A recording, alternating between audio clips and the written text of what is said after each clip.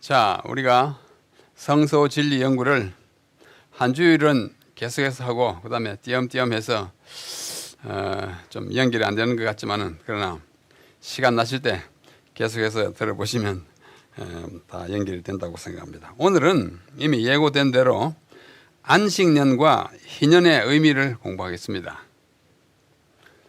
안식년에 대하여 또는 희년에 대하여 설교하는 일이 거의 없습니다. 그러나 우리 성서 문제를 연구할 때는 또 중요한 부분이에요. 우리 구석의 계획에 있어서 그 나름의 의미가 뚜렷한 항목이기 때문에 오늘 이 두 개를 하나씩 하면 좋은데 이제 너무 시간이 길어지니까 한꺼번에 좀 요약해서 하겠습니다. 우리가 절기를 공부를 쭉 해왔습니다. 봄절기 4개 있었고 그 다음에 가을절기 3개 이미 다 살펴보았습니다. 하나도 빠짐없이. 이것이 초림과 재림을 상징적으로 또 이렇게 공부시키는 그런 것이라는 것도 함께 공부했습니다. 그 다음에 이제 안식일에 대하여 우리가 이미 공부했고 기타 절기 가운데 남아있는 것이 안식년과 희년입니다. 안식년은 매 7년마다 한 번씩 오는 것이고 희년은 매 50년, 정확하게는 49년 만에 한 번씩 오는데 굉장히 인터벌이 길죠. 한 번 지키고 나서 평생에 뭐 한 번 지킬까 말까, 이제 2번 지킬까 말까 하는 것입니다. 그 다음에 이 두 절기가 성경에 있긴 있지만은 성소 제도와 직접 관련된 것이 아니어서 이번 성소 연구에는 포함되지 않을 것입니다만은 이 두 절기가 있다는 것은 이해해 주시면 좋겠습니다. 자, 먼저 안식년은 무슨 해인가? 안식년은 무슨 해인가? 7년마다 한 번씩 와서 그냥 쉬고 가는가? 우리 자세히 공부해 보겠습니다. 영어로 뭐 이렇게 sabbatical year라고 주로 말하고 조금 더 풀어서 말하면 year of sabbatical rest, 안식의 쉼의 해라. 히브리 말로는 샤낫 샤부톤이라고 하는데 샤낫는 말은 해란 뜻이고 샤나 샤부톤의 말은 안식의 해다 이런 뜻입니다. 이 안식년의 기원은 모든 절기들에 대한 설명이 있는 레위 23장 10절로 11절에 1차적으로 나옵니다. 제가 한번 읽겠습니다.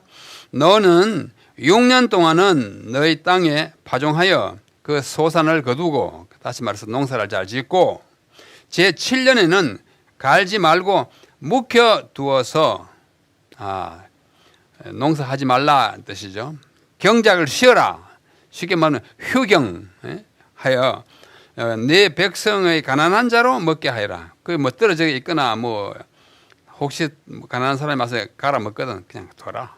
자기들 호구지체로 하는 거니까 도와주라. 그 남은 것은 덜짐승이 먹으리라. 너의 포도원과 감람원도 그리할지라.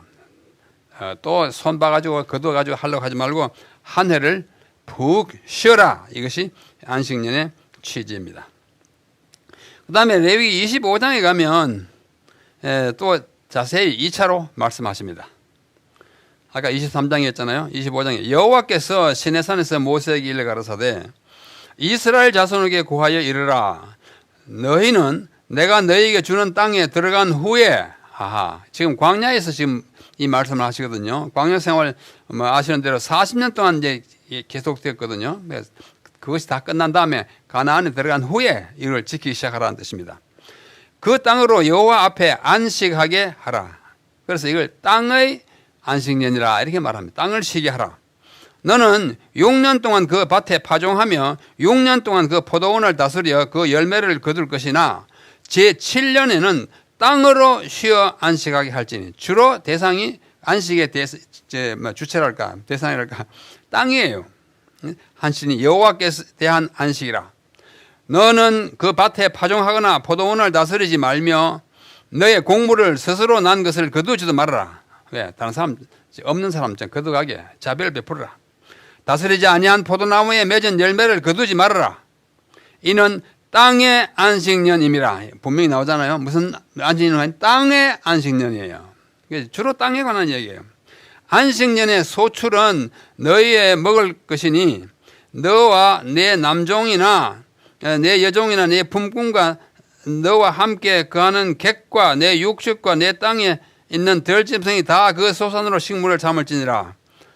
거두지 말고 스스로는 안 거 그냥 먹든지 아니면 나오면 주라. 아주 좀 이것을 안식년이라 이렇게 표현합니다. 자, 좀 곁길로 좀 나가서 저기 빨간 엑스커시스라는 말은 좀 산책 삼아 어디 바깥에 잠깐 나갔다 오는 것입니다. 이걸 학문하는 사람들이 주로 본론에서 잠깐 벗어나는 걸 엑스커시스라고 그래요. 우리가 지금 제7년 안식년에 대해서 이야기하니까 숫자 7의 의미에 대해서 좀 살펴보고자 합니다. 성경에서 7이라는 숫자만큼 자주 쓰이면서도 또 중요한 의미를 가진 수가 없습니다. 태초에 천지를 창조하실 때에 그때부터 구속의 역사를 마치실 때까지 하나님께서는 많은 역사와 사건 그리고 예언들을 7이라고 하는 이 수 개념을 윤곽으로 하여 전개하셨습니다. 다 아시는 대로 제7일 안식일, 처음부터 7날을 한 주일로 한 안식일을 위시하여 제7년 안식년, 오늘 우리가 공부하는 제7년 안식년, 그 다음에 7 곱하기 7 해가지고 49년 만에 오는 희년, 그거 다 7과 관련된 것이죠. 그 다음에 정월 14일, 14일은 7의 2배잖아요. 그 14일에 6월절, 또 7일간의 무교절, 또 초실절로부터 49일, 77, 49 일째 되는 77절. 그래 77절이니까 49일째 되잖아요. 신약에서는 그걸 오순절. 그날부터 쳐가지고 50 하니까 오순절이라고 이게 표현합니다. 그리고 제7월 일곱째 달, 제7월 일곱째 달에 많이 있죠. 뭐 절기가 3개나 있었어요. 7월의 속죄일, 이 모든 것들이 7과 연관되어 있고, 특히 요한계시록의 예언들은 7 교회, 7 인, 7 나팔, 7 재앙 등으로 7이 골격을 이루고 있습니다. 7이라는 숫자는 하나님의 창조 사업과 구속 사업의 얼개를 형성하고 있습니다. 여러분 동의하시죠? 7이 이렇게 많은데 뭐 어떻게 부인할 수가 있나요? 그죠? 참고로 성경의 수를 공부하는 학문을 뉴머롤로지라고 그래요. 뉴머롤로지, 뭐 우리말로 수비학, 수의 비밀을 공부하는 학문 또는 숫자학 뭐 이렇게 말하는데 영어로는 뉴머롤로지. 좀 이따 더 한 번 더 나오겠습니다. 보세요. Biblical Numerology, 성경 수비학, 성경 숫자학이에요. 여기 뉴머롤로지는 말이 어디서 나오냐면 여기 라틴에서 누메로스라는 말이, 누메로스가 수이고 로고스는 뭐 말 학문 그래요. 수하고 학문 합쳐가지고 뉴머롤로지 이렇게 해가지고 영어에 뭐 뉴머럴 수 같은 거요, number 이게 뭐예요? 이건 독일 말, 이거는 프랑스 말 다 비슷해요. NUME 그 말할까 뿌리를 가지고 있는 것입니다. 여기 있는 책들은 다 저한테 있는 책인데 제가 가져오지 않았습니다. 사진만 보여드립니다. 이 책 아주 유명한 책입니다. 성경적인 숫자학. 존 데이비스라는 사람 썼고, 이거는 뭐 누가 쓰는 건데 번역한 거예요. 성경 숫자의 영적 비밀. 그 다음에 또 수의, 성경 속의 수의 신비, 이런 책도 있고, 축복과 저주를 숫자로 구별하는 지혜, 숫자예요. 혹시 여러분들 좀 시간이 있거든 성경과 관련된 수를 공부하면 자료도 꽤 있고 재미도 꽤 있습니다. 한번 해보십시오. 해보시라고. 그 다음에 가장 좋은 책은 이 책입니다. Number in Scripture, 성경의 수예요. 요거를 번역한 것이 요거예요. 벌링거라고 하는 사람 쓰는데 이 벌링거, 이 정아무개가 번역했습니다. 이게 저는 이 책을 오래전에 사가지고 자주 참고합니다. 재밌습니다. 성경의 수가 신비해요. 그래서 7은 가만히 보면 3과 4의 합입니다. 맞죠? 3과 4의 합. 7은 3 더하기 4예요. 그러면 3이 뭐냐? 3은 하나님의 존재 양상인 삼위. 하나님은 늘 3이에요. 성삼위. 그렇죠? 성부와 성자, 성령. 그죠? 그 다음에 하늘이 셋이에요. 성경에는. 세 하늘이에요. 우리가 보는 이 대기권의 하늘, 비행기가 날고 새가 날고 하는 거예요, 하늘. 그 다음에 거기서 그 올라가면 벗어나는 공기가 없는 데가 있습니다. 그 둘째 하늘. 그 둘째 하늘은 얼마나 먼지 몰라요. 몇 백억 광년이에요. 그 다음에 끝에 가면 뭐가 있냐면 셋째 하늘이 있습니다. 셋째 하늘은 하나님이 계시는 곳입니다. 제가 이번에 여수 요양병원에 가서 별빛 속에 빛나는 주님이라는 제목으로 한 줄 말씀했습니다. 아침 시간에, 저녁 시간에는 이제 딴 얘기하고, 아니야, 저녁 시간에 별이 나야 하니까. 별에 대하여 성경이 말하는 별에 대한 이야기가 많습니다. 네, 그걸 한 줄 다뤘는데, 이 우주의 이 구조는요, 신비하고도 재미있고 은혜롭습니다. 우리가 성경과 또 영감의 글들을 참고해 보면 별의 세계는 우리에게 엄청난 감동을 주는 것이에요. 그래서 하여튼 하늘이, 성경이 말하는 하늘은 아주 단순합니다. 첫째 하늘, 둘째 하늘, 셋째 하늘. 바울이 고린도후서에 보면 셋째 하늘에 갔다 온 얘기를 하잖아요. 하나님 만나고 온 얘기. 그래서 3은 하나님의 숫자이면서 하나님, 그 다음에 하늘 그를 가리키는 거예요. 그 다음 4는 뭐냐? 사지. 제가 지금 사지가 이렇게, 그 사람이 건강한데 갈 때는 사지가 멀쩡한데 이러잖아요. 사지란 말은 사람을 전체를 말해요. 그 다음에 사람의 관계에 있어도 부모, 자녀, 그죠? 남녀노유 다 넷입니다. 통틀어서 사는 사람의 수이고, 그 다음에 사방, 동서남북.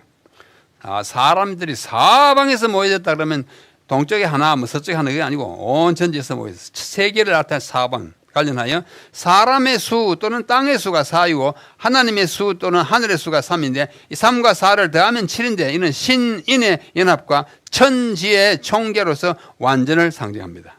그럴 수 있겠죠?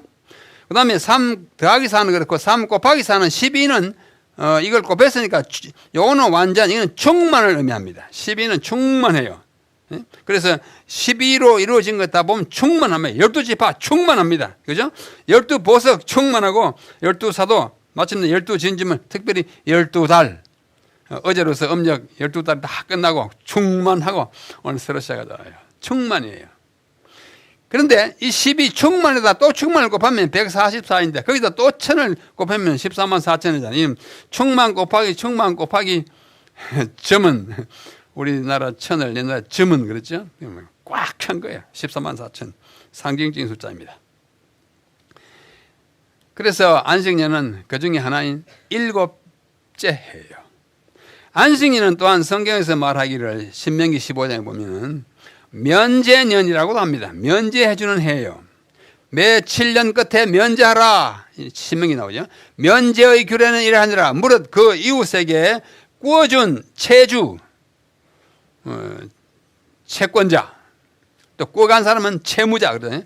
그 채권자, 채주는 그것을 면제해주고 돈 꿔줬냐? 7년 되거든. 그만 내가 가져라. 이렇게 해주라 그래요.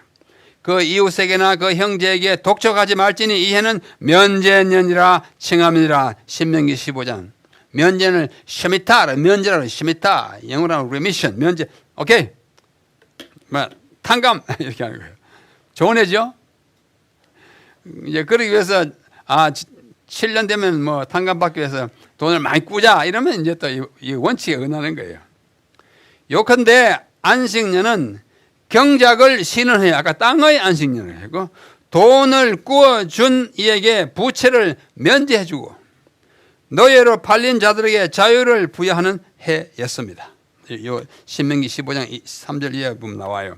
이러한 안식년 제도를 제정하여 지키는 데는 복합적인 축복이 뒤따랐습니다. 안식년의 준수는 땅을 쉬게 하니까 백성에게 막 탕감받으니까 모두 유익했다. 또 사람도 쉬니까 1년 동안 경작하지 않고 둔 땅은 그 후에는 더욱 풍부한 수확을 가져다 주었다. 땅을 우리 농사라는 게 뭐 무작정 막 빨아내는 게 아니잖아요. 땅에도 뭘 내놓을 게 있어야죠. 그렇죠? 곡식에게 영양물 주려면 이 뭐 비축해야 되는데 계속 파먹기만 하니까 그래야 모자라니까 비료 주고 하잖아요. 비료 주면 또 땅이 또 나쁘게 되고 땅을 쉬게 효경하는 것은 참 좋은 일입니다. 백성들은 분주한 덜 노동에서 벗어났다. 그리고 한편에는 그 기간 동안에 따르는 여러 가지 작은 일이 있긴 하지만 모두 보다 큰 여가를 누렸고 다가올 열해 동안 쓸 수 있는 체력을 저장할 기회를 얻을 수 있었다. 이런 이제 좋은 점이 많이 있었어요. 이와 같은 축복을 만인이 모든 사람이 누릴 수 있도록 하기 위하여 하나님께서는 특별한 약속을 허락했어요. 효경했더니 아이고 굶어 죽게 됐다 이러면 안 되잖아요. 하나님께서 거기에 대한 보충. 혹 너희 말이 우리가 만일 제7년에 안식년에 심지도 못하고 그 산물을 거두지도 못하면 무엇을 먹고 살까? 라고 하겠다고요. 그러나 내가 명하여 제6년에 내 복을 너에게 내려 그 소출이 3년 썩에 족하게 하게 해주겠다. 금년 쓰고 내년에 거두지 않으니까 또 있고 그 다음에 거두지 않고 심지 않으니까 그 다음에 심을 때까지 3년 썩에 족하게 하겠다. 너희가 제8년에는 파종하려니와 묵은 곡식을 먹을 것이며 제9년 곧 추수하기까지 묵은 곡식을 먹으리라. 풍성히 내가 해줄게. 하나님은 대책 없이 뭘 하라 그러지 않습니다. 우리가 굶어 죽게 하기 위해서 안식일을 지키라 그러지 않잖아요. 약간은 손해를 보긴 해요. 직장에서 뭐 쫓겨난다든지 뭐 하지만 그러나 굶어 죽게 하지 않습니다. 하나님의 대책이 다 우리에게 주어지는 것입니다. 그리고 신명기 15장 4절로 6절에 보면 네가 만일 네 하나님 여호와의 말씀을 듣고 내가 오늘날 네게 명하는 그 명령을 다 지켜 행하면 항상 조건이에요. 네 하나님 여호와께서 네게 유업으로 주신 땅에서 네가 정령 뭘 받으리니? 복을 받으리니. 오늘 우리가 복 비는 날이죠. 설날에. 복 많이 받으십시오. 복 진짜 잘 받으려면 안식년을 잘 지키십시오. 오늘날 제도는 좀 달라집니다만 복을 얻으리니 너희 중에 가난한 자가 없으리라. 아사 굶어 죽는 사람도 없으리라. 네 하나님 여호와께서 내게 허락하신 대로 내게 복을 주시리니 네가 여러 나라에 구워 줄지라도 너는 구이지 아니하고 내가 여러 나라에 치리할지라도 치리함을 받지 아니하리라. 이런 보장이 있는데 우리가 못 지키면 정말 연약하다, 믿음이 없다 할 수밖에 없습니다. 자, 계속해서 이렇게 말씀합니다. 길어요. 내 하나님 여호와께서 내게 주신 땅 어느 성읍에서든지 가난한 형제가 너와 함께 거주하거든. 항상 우리 주변에 가난한 사람이 있어요. 우리도 가난한 때가 있었고 우리보다 더 가난한 사람이 늘 있어요. 그 가난한 형제에게 네 마음을 완악하게 하지 말며 네 손을 움켜쥐지 말고 반드시 네 손을 그에게 펴서 그에게 필요한 대로 쓸 것을 넉넉히 구워주라. 삼가 너는 마음에 악한 생각을 품지 말라. 딱 그 뭐지가 요걸 내 먹고 살아야지. 저 구우러 온 사람들 문제 박대하고 그러지 말라고요. 악한 생각이에요. 곧 이러기를 일곱째 해 면제년이 가까이 왔으니까 이걸 구워져 버리면 받지도 못하는데 구워주지 말자. 이런 생각하지 말라고요. 하고 내 궁핍한 형제를 악한 눈으로 바라보며 아무것도 주지 아니하면 악한 눈이라고 그랬어요. 그가 너를 여호와께 호소하리니 그것이 네게 죄가 되리라. 하나님 백성은 참 넉넉하기를 마음이 좀 풍족하기를 넉넉히 돕기를 하나님 늘 기대하셔요. 자, 너는 반드시 그에게 줄 것이요 줄 때는 아끼는 마음을 품지 말 것이니라. 이로 말미암아 네 하나님 여호와께서 네가 하는 모든 일과 내 손에 닿는 모든 일에 내게 복을 주시리라. 보장했으니까 할 만합니다. 이렇게 보장했는데도 안 하면 그게 참 죄가 돼요. 땅에는 언제든지 뭐가 있고요? 가난한 자가 있고 그치지 아니하겠으므로 내가 네게 명령하여 이르노니 너는 반드시 내 땅 안에 내 형제 중 곤란한 자와 궁핍한 자에게 내 손을 어떻게 해요?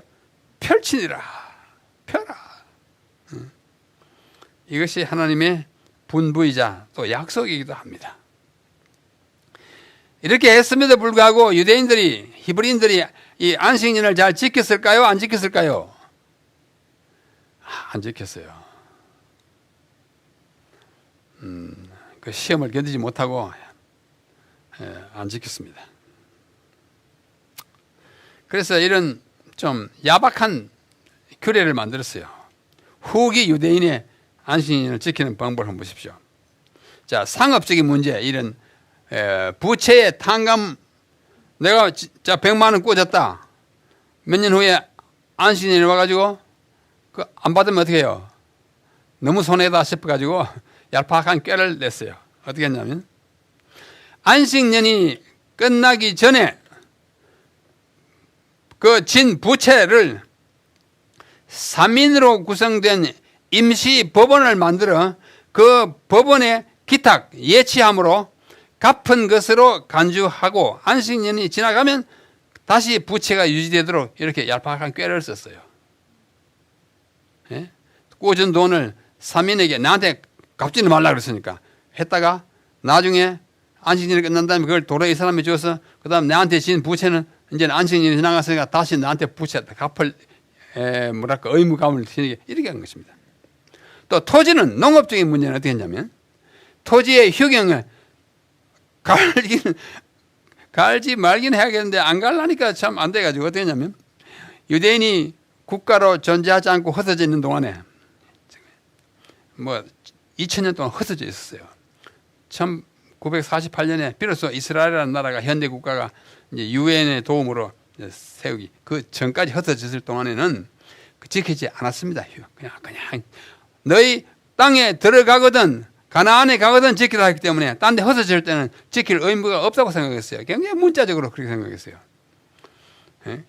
그래서 1948년에 이스라엘이라는 국가로 독립된 후부터 정통 유대인들은 안식을 어떻게 지켰냐?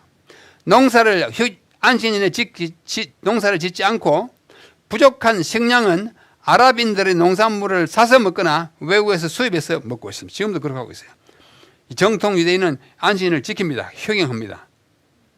그러나 거기서 나오는 것이 부족하다고 생각하면 아랍인들은 안식년이 없으니까 같이 아랍인들 같이 살아요. 이웃에 같이 살아요. 그 사람들이 했습니다. 또 다른 방법으로는 안식년 동안에는 땅을 이방인에게 서류상으로 형식적으로 팔았어요.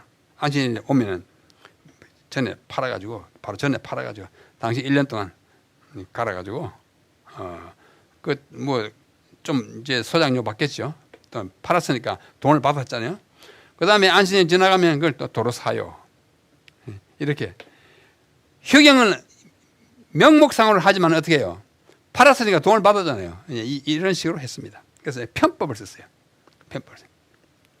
그래서 농업 이외의 산업에는 안식년을 적용하지 않았습니다. 다른 직업 많잖아요. 안식년 적용하지 않았어요. 그것이 후기 유대인들의 안식년이고 거의 모두가 안식년을 지키지 않게 되었습니다. 자, 그 정도로 하고 희년은 무슨 얘기인가? 희년은 뭐 헬라어로 이렇게 하고 뭐 이렇게 하는데 다 잊어버려도 괜찮아요. 두 단어만. 주빌리, 요거 주빌리. 그 다음에 요벨, 요게 히브리어인데 주빌리 영어입니다. 희년을 주빌리라고 그래요. 요거는 요벨 양각 나팔을 부르기 때문이죠. 희년은 몇 년 만에 옵니까? 50년 만에 옵니다. 그런데 엄격하게 말하면 49년이에요. 자, 희년 레위기 25장 10절로 12절입니다. 제50년을 거룩하게 하여 전국 거민에게 자유를 선포하라. 여러분 한번 같이 읽으십시다. 전국 거민 시작. 전국 거민에게 자유를 공포하라. 이 단어가, 이 문장이 굉장히 중요해요. 이따 보면 합니다. 이 해는 제50년은 너희에게 희년이니 너희는 각각 그 기업으로 돌아가. 이 기업에 대한 오해가 많아요. 기업, 중소기업 얻는 그만 아니까. 이건 중소기업하고 다 관련이 없어요. 벌써 지나가 버렸네. 지나가면 안 되는데. 요 기업, 요건 중소기업 은행 요거고, 여기 아니에요. 성경에는 이런 기업이 한 번도 없어요. 이 기업은 다 이거 기초가 되는 산업이에요. 옛날에 어떤 분이 강의하는데 보니까 흑판에다가 기업이라고 이거 가르치면서 이렇게 떡 써가지고 하는 것도 있었어요. 네. 그런 것도 있는데. 자, 기본되는 산업, 조상으로부터 물려받은 그 가업, 이런 거다. 기본되는 기업으로 돌아가면 자기가 받은 기업으로 돌아가 각각 그 가족에게로 돌아갈지다. 자, 자유를 선포하고 기업으로 돌아가고 가족에게 돌아가요. 노예들은 이제는 자기 가족으로 돌아갑니다. 그 50년은 너희의 희년이니 너희는 파종하지 말며 뭐처럼 안식년처럼 그 다음에 스스로 난 것을 거두지 말며 뭐처럼 안식년처럼 다스리지 아니한 포도를 거두지 말며 뭐처럼 안식년처럼 이는 희년이니 너희에게 거룩함이라. 거룩한 건 하나님을 위해서 딱 부여해 놓은 거니까 손대지 말라 이거예요. 너희가 밭의 소산을 먹으리라. 나는 거 가지고 먹어도 돼. 경작하지 마. 그래서 여기 세 가지 세 단어가 중요합니다. 희년에는 첫째는 뭐요? 자유. 둘째 뭐요? 기업. 셋째는 가족에게로. 누가? 팔려간 사람이 노예가 자기 가족에게로. 다시 말해서 본연으로 돌아가는 것이에요. 인간은 자유롭게 태어났는데 지금 속박이 돼 있어요. 그럼 안 돼. 자유롭게 풀어지는 거예요. 그 다음에는 뭐요? 재산을 다 팔아먹었어요. 뭐 비투성이 돼가지고 뭐 농사를 잘못 지었든지 그걸 이제 팔아가 상업을 했는데 망쳤다든지 아니면 뭐랄까 뭐 나쁜 짓을 해가지고 재산 날리든지 해버리면 그것이 자기의 본업으로 다 돌아가는 것입니다. 노예도 마찬가지고 돌아가는 거예요. 그래서 나팔을 불어 희년이 온 것을 알렸습니다. 나팔 불었어요. 이게 뭐예요? 속박의 사슬을 끊고 이게 희년이에요. 참 희년은 바람직했습니다. 기다릴만 했습니다. 기다릴만 했어요. 그래서 이게 이제 자유의 종이에요. 자유의 종, 리버티 베어이라고 하는 필라델피아에 있는 이 굉장히 유명한 종입니다. 언제 만들었냐면 1751년에서 1753년 이때 만들었는데 누가 만들었냐면 화이트채플 베어 파운드리라는 말인 주조장, 뭐 주물 공장에서 이걸 만드는데 이 높이가 1.16m. 뭐 하도 차도 했는지 이게 막 깨진 자국이 있어요. 이게 미국에서는 굉장히 중요한 그 국보입니다. 국보 같은 것입니다. 여기에 글이 박혀 있어요. 이 글이 막 이거예요. Proclaim liberty throughout all the land and to all the inhabitants thereof. 전국의 모든 사람에게 뭐를 선포하라? 자유를 선포하라. 이게 레위기 25장 10절의 말씀이에요. 여기 딱 써놨어요. 여기 자세히 보면 레위기 뭐 나옵니다. 여기에 딱 나와요. 이거 하도 유명한 것이어서 전국 거민에게 자유를 공포하라. 여기 딱 써있습니다. 나중에 한번 자세히 보시면 여기 보면 레위기 써놨죠. 레위기 25장 10절 여기 쭉 돌아가면서 써놨습니다. 필라델피아. 이것이 미국인들에게 역사적으로 너무 중요해요. 자유를 찾는 미국인들의 하나의 역사적 산물이에요. 그래서 이걸 동전에도 이렇게 만들었고, 보이죠? 또 우표도 만들었고, 이게 다 말하자면 뭐 우리 같으면 뭐 3.1절 기념 같은 건 아주 비슷한 자유를 찾는 백성들의 그 이야기인 것이. 그게 구절이 뭐냐면 레위기 25장 10절의 말씀입니다. 그래서 희년을 어떻게 지켰는지 오늘 좀 자세히 말씀드리고자 합니다. 첫째는 나팔을 불어 희년이 온 것을 알렸습니다. 제가 오늘 나팔 또 가져왔습니다. 세 번째 가져왔습니다. 나팔 제가 언제 가져왔는지 기억나십니까? 무슨 절에? 나팔절에 물론. 언제요? 7월 초하루 설날. 그 설날이었어요. 그것이 밀력으로 설날이 오늘 바로 설날이잖아요. 설날이었어요. 또 둘째로 나팔 한번 가져 부르는데 언제 가져 불었어요? 안식일 할 때 매 안식일 그러니까 금요일 오늘날 말하면 오후 3시경이 되면은 나팔 부는 그 장소가 있었어요. 그죠? 그 나팔 부는 장소 표시가 떨어져 가지고 있는 그 박물관에 있다고 보여드렸잖아요. 나팔을 부는 경우가 3번이에요. 경우는 3번인데 날짜는 뭐 굉장히 많아요. 첫째, 매주 금요일에 불었고 매달 초하루에 불었고 월삭에 특별히 7월 월삭인 나팔절에는 대대적으로 불었고 그 뭐 월삭이 다 갔죠. 그다음에 세 번째는 희년에 불었어요. 이 나팔 불었어요. 나팔을 뭐 정말 50년 만에 한 번 부니까 이건 굉장한 나팔입니다. 이 나팔 불었어요. 제가 한번 또 불어볼게요.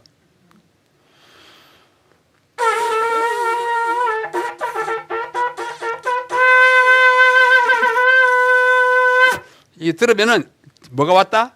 자유가 왔다. 막 자기 집으로 쫓아가요. 예? 나 이제 뭐로부터 해방됐다? 부채로부터. 이제 나 이제 빚 없다. 기뻐요, 안 기뻐요? 뭐 굉장히 기쁜 날이었어요. 이거 막 불어요. 그런데 와서는 이런 나팔도 옵니다. 뭐 이제 저거 시원찮아 가지고 긴 나팔 되고 뛰다 쌍나팔을 불러들이면 전국에 자유를 선포하는데 옛날에 그랬어요. 근데 지금은 희년을 잘 안 지켜. 자, 이따 볼게요. 하여튼 나팔입니다. 나팔이 불어 희년이 온 것을 알립니다. 신년 곧 나팔절에 나팔을 부는 것과 같이 하되 신년에는 숫 양의 뿔로 나팔을 만들 부르고 희년에는 염소의 뿔로 만든 나팔. 이게 염소뿔입니다. 나팔을 부는 것은 기쁨의 표현이었다. 영어로 주빌리, 아까 얘기했죠? 주빌리는 히브리어 요벨, 양의 뿔 또는 염소의 뿔. 희년에서 이 요벨, 여기 Y지만 J를 써도 발음이 요입니다. 요벨, 유빌리, 주빌리 단어이고 영어 주빌런트 하면은 기쁨이 충만한 그런 형용사죠. 기뻐하는, 좋아하는 이라는 뜻입니다. 해방과 회복의 날이 이르러 온 것을 기뻐하는 표시로 대대적으로 나팔을 불었어요. 나팔을 뭐 얼마나 50년 만에 한 나팔 요즘 막 부대를 갖다 놓고 했을 겁니다. 둘째, 자유를 공포하고 기업으로 돌아갑니다. 제50년을 거룩하게 하여 전국 거민에게 자유를 공포하라. 이게 레위기 25장 10절이에요. 잊어버리지 마십시오. 레위기 25장 전국 거민에게 자유를 공포하라. 미국에 뭐 노예를 해방시키고 할 때 이 구절이 참 힘을 가졌어요. 이해는 너희에게 희년이니 너희는 각각 그 기업으로 돌아가고. 제가 또 한 번 더 썼어요. 자꾸 이 기업을 생각할까 싶어서. 돌아가면 각각 그 가족에게로, 누구는 노예들은 각각 자기 가족에게로 돌아가라. 다 돌아가는 거야. 돌아가는 거야. 인간 본연의 자유인으로 돌아가고, 인간 본연의 어디야 부채 없는 홀가분한 마음으로 돌아가고, 인간 본연이 자기가 태어나서 자란 집으로 돌아가는 것입니다. 이게 희년이에요. 자유와 소유의 회복을 말하는 것입니다. 간단히 말해서 그렇습니다. 셋째, 파종하지 말고 추수하지 말라. 아까 그랬잖아요. 레위기 25장 그랬어요.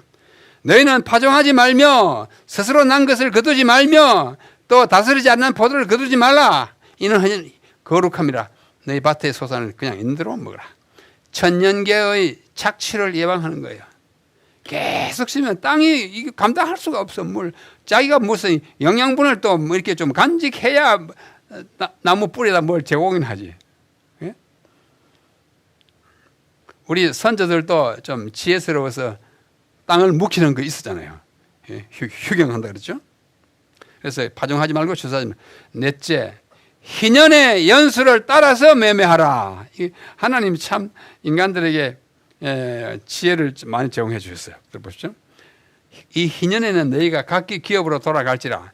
네 이웃에게 팔든지 네 이웃의 손에서 사거든 너희는 서로 속이지 마라. 희년 후의 연수를 따라서 너는 이웃에게 살 것이요. 얼마 남았으니까 그걸 미리 염두에 두고, 가령 뭐 밭의 가치가 100만 원을 합시다. 그런데 남아있는 해가 뭐 50년 남았으면 그 100 가치 있겠지만 한 30년 지나면 그 중에 뭐 5분의 3 지나갔으니까 요걸 가지고 사고 팔고 해라 그거예요. 그래야 크게 손해보는 사람 없고 또 횡재 만나는 사람 없고 정직하게 해라. 속이지 말고 정직하게 해라. 그래서 너는 그렇게 이웃에 사거나 팔거나 하시고 그 연배를 얻을 수 있는 연수를 따라서 그 밭에 곡식 같은 팔 것인즉 연수가 많으면 너는 그 값을 많게 하고 연수가 남아있는 연수가 희년까지 있는 연수가 적으면 너는 그 값을 적게 할지니 곧 그가 그 열매의 다소를 따라서 너희가 팔 거냐. 정직하고 공정한 매매를 하라는 뜻입니다. 자, 이해가시죠? 하나님이 합리적으로 시켰어요. 서로 속이지 말고 하나님을 경외하라. 또다시 말합니다. 17절에 너희는 서로 속이지 말고 너희의 하나님을 경외하라. 나는 너희 하나님을. 이웃에 속이지 말고 하나님 앞에 하듯이 정직하게 하라.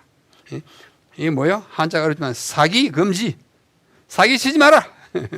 하나님 그렇게 말씀하셨어요. 그 다음에 6번째, 휴경, 경작을 쉰다고 걱정하지 말라 그랬어요. 땅은 그 산물을 내리니 너희가 배불리 먹고 거기에 안전히 거하리라. 혹 너희 말이 우리가 만일 제7년에 심지도 못하고 그 산물을 거두지도 못하면 무엇을 먹으리오 하겠으나 내가 명하여 제6년에 내 복을 너희에게 내려 그 소출이 3년 썩이에 족하게 하게 주겠다. 너희가 제8년에는 파종하려니와 묵은 곡식을 먹을 것이며 제9년 곧 추수하기까지 묵은 곡식을 먹도록 충분히 내가 복을 주어서 소산을 많이 내게 해주겠다. 우리의 생명의 주를 신뢰하려. 희년 지키게 하면서 굶어 죽어가지고 우리의 생명이 없어지게 그렇게 하지 않는다. 하나님을 신뢰하라고. 신뢰가 바탕이 된 것입니다. 토지는 하나님의 것이니 영구히 팔지 말라 그랬습니다. 팔기는 팔되 언젠가 돌아오게. 그리고 말하자면 이것은 완전히 파는 것이 아니라 일정한 기간 동안 사용료 형식으로 팔아라 그래요. 토지를 영영히 팔지 말 것은, 그러니까 다시 회수할 수 없게는 팔지 마라. 네가 돈이 필요해가지고 땅에 얼마를 팔거든 희년까지 그 사용료 액수만 받아라. 토지는 다 내 것이니라. 이거 토지의 신본주의다 이렇게 말해요. 토지는 궁극적으로 하나님의 것이다. 너희는 나그네요 우고하는 자로서 나와 함께 있느니라. 우리가 다 이 세상에 나그네요. 영원한 내 땅이 어디 있어요? 죽어버리면 뭐 아무것도 없는데. 그냥? 너희 기업에 온 땅에서 그 토지 무르기를 허락할지니, 무른다는 것은 갚아주는 걸 말합니다. 만일 너희 형제가 가난하여 그 기업 얼마를 팔았으면 그 근족이 와서 동족에 판 것을 물을 것이요. 근족이 그 의무를 져야 돼요. 이 다 아시잖아요.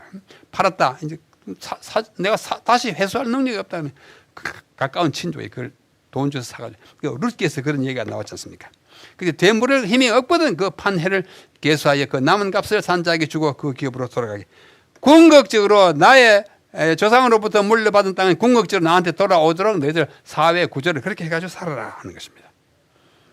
이게요, 이스라엘 우표예요. 이스라엘이 스탬프, 유대인의 그 뭐 국가 기금을 이제 기념하는 것인데, 여기는 땅은, 토지는 영영히 팔지는 마라 하고 이 히브리 말 그거예요. 땅은 하나님의 소유고 우리에게 다 말하자면 맡겨준 위탁물이니까 영원히 팔아가지고 네 위탁물이 아무것도 없게 하지 마라. 그런 이스라엘 사람들의 이야기입니다. 8번째, 희년의 원소유자에게 돌아가게 하여라. 그러나 자기가 물을 힘이 없으면 그 판 것이 희년이 이르기까지 산자의 손에 있다가 희년에 미쳐 돌아올 것이고 그가 곧 그 기업으로 돌아갈 것이니라. 이렇게 함으로써 어떻게 희년이 되면 다 전부 뭐예요? All set. 다시 시작하는 거예요. 제가 뭐 썼는데 경제적 차등 구조의 영구화를 방지하고, 뭐 돈 많은 사람은 이제 완전히 막 대대로 부자고, 좀 실수해가 팔아먹은 사람은 막 그 대대 손손이 거지하면 안 된다 그래요. 경제적 차등 구조의 영구화를 방지하고 경제적 사회적으로 새 출발 다 돌아와가지고 이제 뭐요? 그렇게 부자도 자기 것만, 다 잃어버린 것도 자기 것만 같이 시작하는 것이에요. 새로운 출발을 하게 하는 것입니다. 어디 가면 그런 구조가 우리에게 전개될까요? 하늘나라예요. 희년은 하늘나라를 연습하는 거예요. 여기 아주 중요한 거 있어요. 동족에게서 이식을 취하지 마라.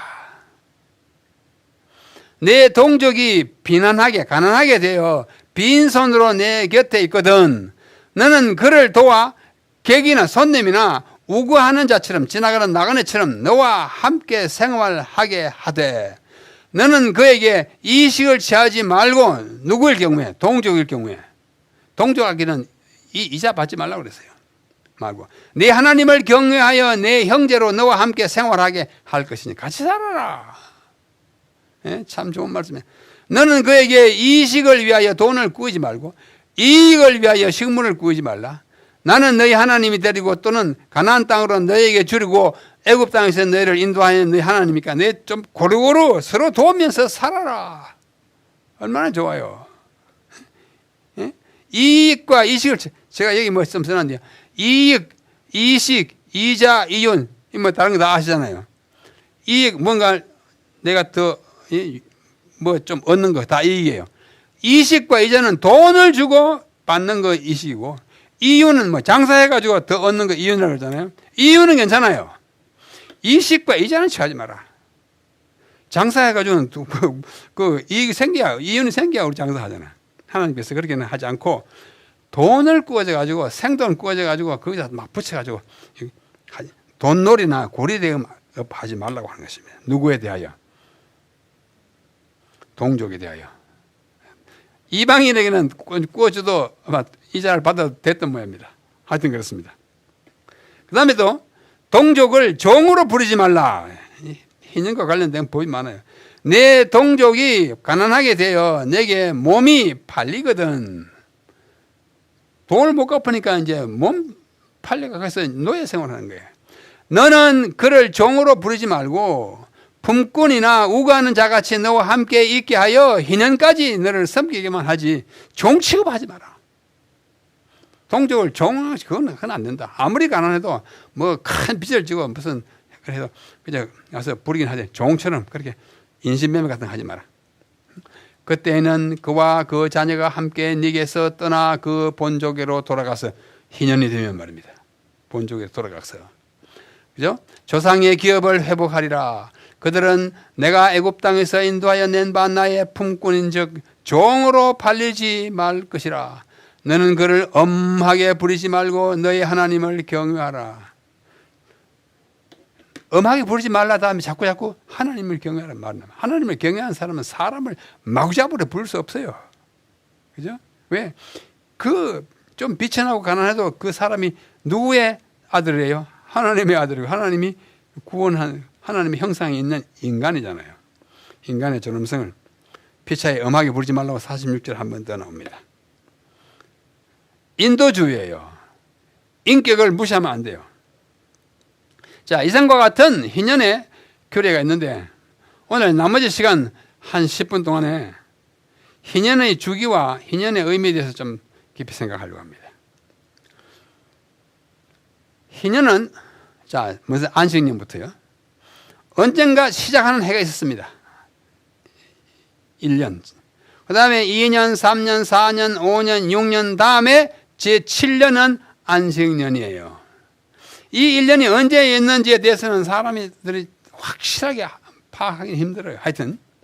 그 다음에 안식년이고, 요거 둘째 해가지고 14년이 안식년, 21년, 28년, 35년, 42년, 49년이 안식년들입니다. 제1주기 희년에.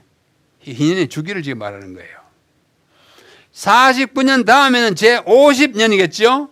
이 50년이 희년이에요. 그러므로 제49년은 안식년이고 제50년 희년이니까 두 해가 연거퍼서 거룩한 해예요. 아시겠죠? 그 다음에 여기 첫째 사이클이고 둘째 사이클은 여기 50년인데 그 다음에 51년은 둘째 사이클의 두 번째 해예요. 50년은 첫째 사이클의 제50년이면서 동시에 제2주기의 첫째 해예요. 겸했어요. 여기에 좀 오해가 생깁니다. 그러나 이건 확실해요.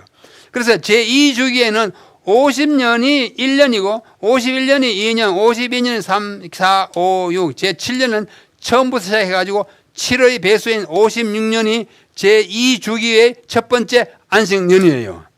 분명합니까? 네. 그 다음에 이하 동문이 57년, 58년 해가지고 63, 79, 63, 70 해가지고 이것이 제2주기 77년, 84년 뭐 이렇게 내려간다고요. 그래서 희년은 앞주기의 50번째 해이고 그 다음 주기의 첫 번째 해가 같은 해예요. 그래서 50년이라 하긴 하지만은 실질적으로 몇 년 만에 한 번씩 희년이 오는 거 아니? 49년 만에 한 번씩 옵니다. 확실하죠? 네, 오해 없으시기 바랍니다. 그래서 이 희년에 대하여 사람들이 아주 환상적인 생각을 많이 해요. 희년에 대한 그릇된 기대가 있어요. 자, 첫째 기대는 예수님의 십자가의 죽음으로부터 제40번째 희년에는 큰 일이 발생할 것이다. 왜?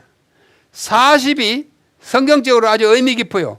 홍수 때에 40주야 비가 왔고 홍수는 인간의 죄에 대한 심판이었으므로 40주야 와서 40뭐 다음에는 굉장히 큰 일이 일어난다.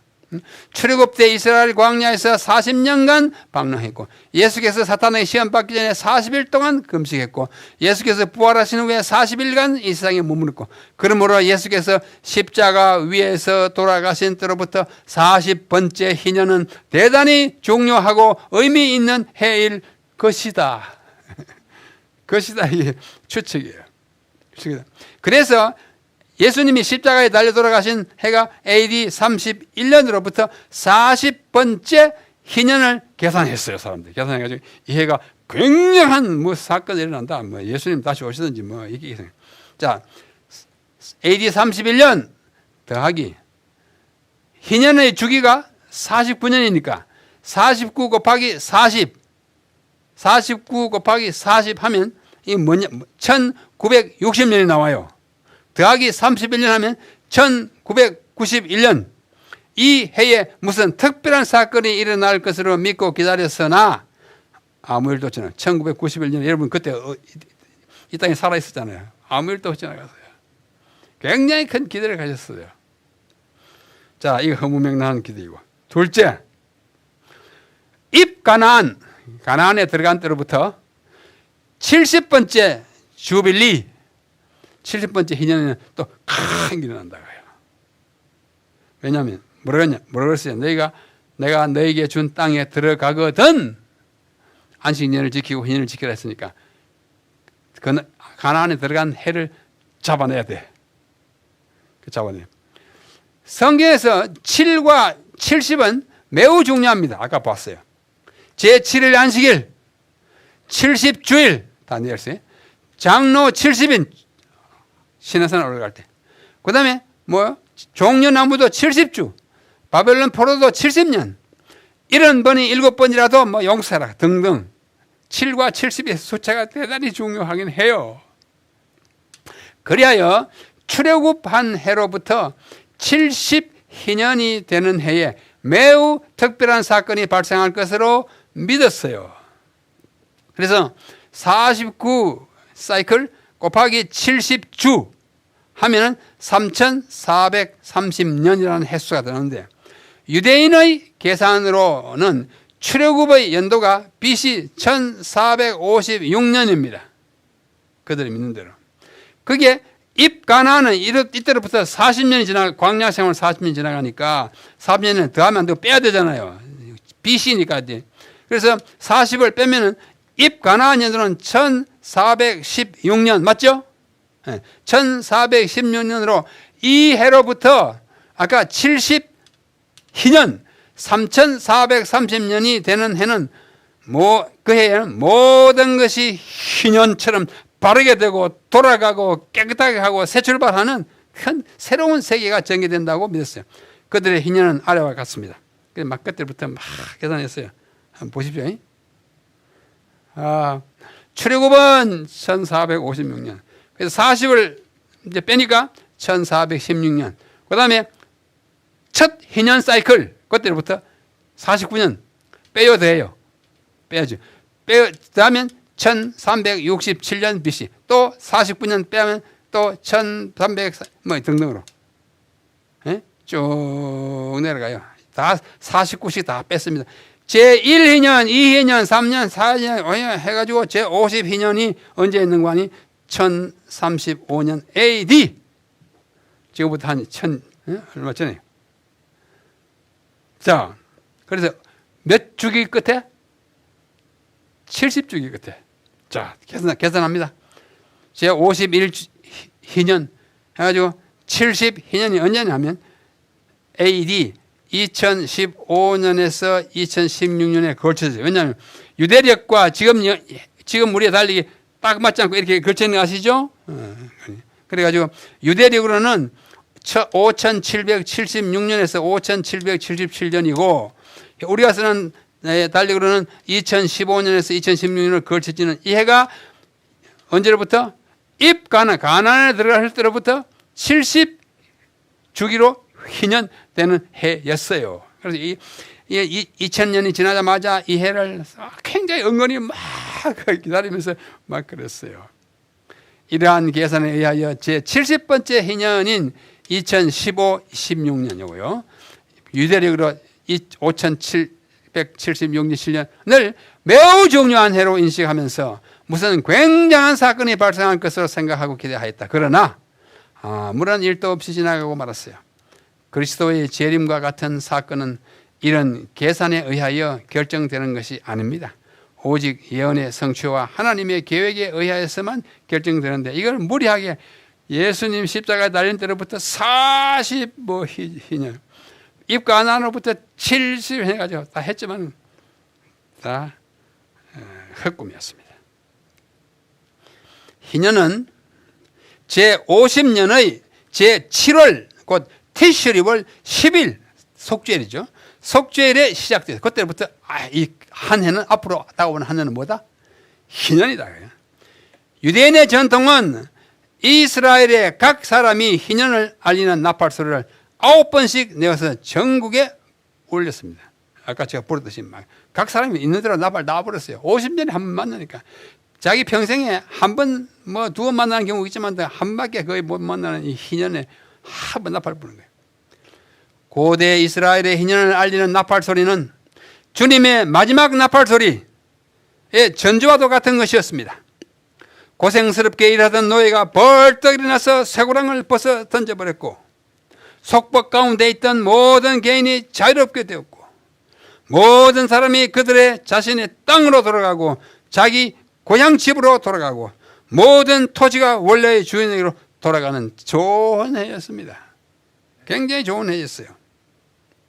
요약하면 희년은 만유를 회복하고 즉 자유와 소유의 회복 및 새로운 출발을 하게 하는 절기로서 만물이 새롭게 되고 마태복음 19장 28절에 예수님이 하신 말씀처럼 세상이 새롭게 되는 해 곧 새 하늘과 새 땅의 도래를 표상하는 것이 희년이었습니다.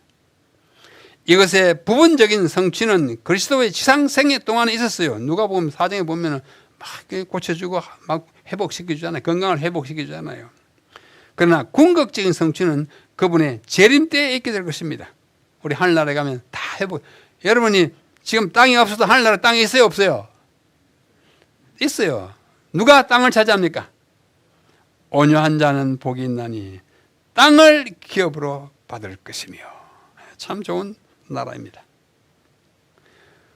우리 주변에는 희년의 의미를 너무나 중요하게 생각한 나머지 그리스도께서 문자적으로 희년의 재림하시리라고 생각하여 희년의 주기를 알아내려고 부심하는 사람들이 있었습니다.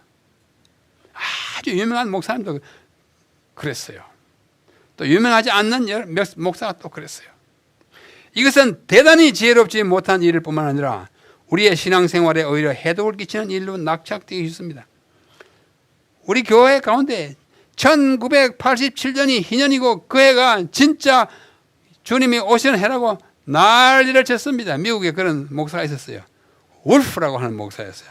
팜플렛을 막 이때 제가 미국에 살았어요. 이때. 근데 공부를 마치고 한국에 가보니까 그걸 그대로 또 판박이를 해가지고 막 나를 책 만들어가지고 있었어요.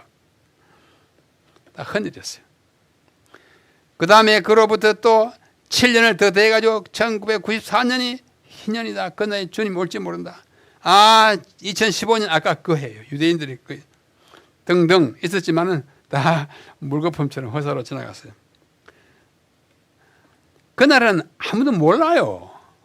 인자도 모른다 그랬어요. 알려고 하지도 마라. 알려고 하지 마라.